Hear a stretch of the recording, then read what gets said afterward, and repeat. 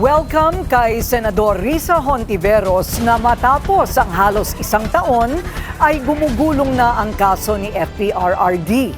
Sa pagkakadawit naman sa ilang kapwa mambabatas bilang co-perpetrators ng dating Pangulo, kailangan daw itong harapin ng Senado. Narito ang agenda report ni Hannah T. Historic para kay Senator Risa Hontiveros ang pagsisimula ng confirmation of charges hearing ni dating Pangulong Rodrigo Duterte. Yan ay sa Crimes Against Humanity charges ng ICC laban kay FPRRD na ngayong linggo isinasagawa.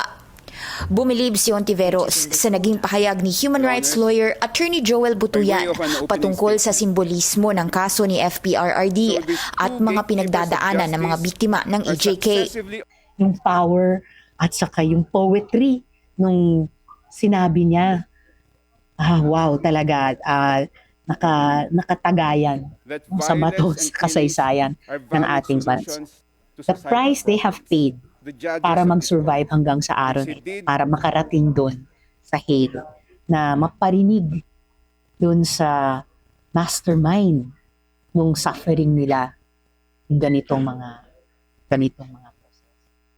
Malaking simbolo rin daw ng bagong yugto para sa mga mamamayan ang pagkakatapat ng confirmation of charges hearing kay FPRRD sa 40th anniversary ng EDSA People Power ngayong linggo.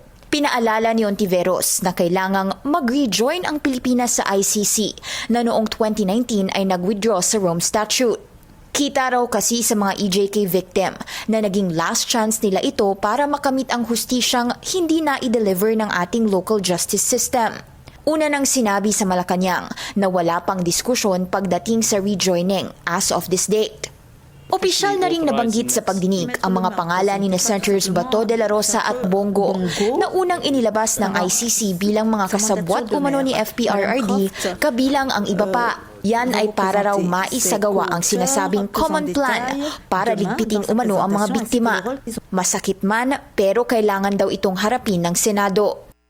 Kasi ayun fact na sinabi talaga hanggang kahapon. So, wala kaming kawala, hindi harapin ito ng buo at saka ng tama.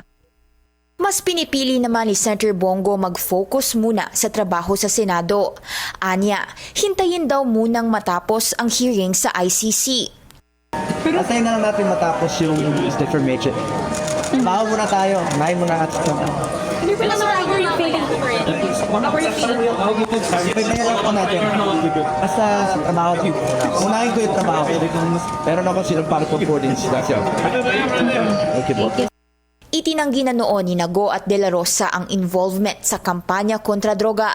Sa tala ng human rights groups, aabot sa 30,000 ang namatay sa extrajudicial killings noong mayor at pangulo si Rodrigo Duterte. Para sa agenda, Hannah T. Bilyonaryo News Channel.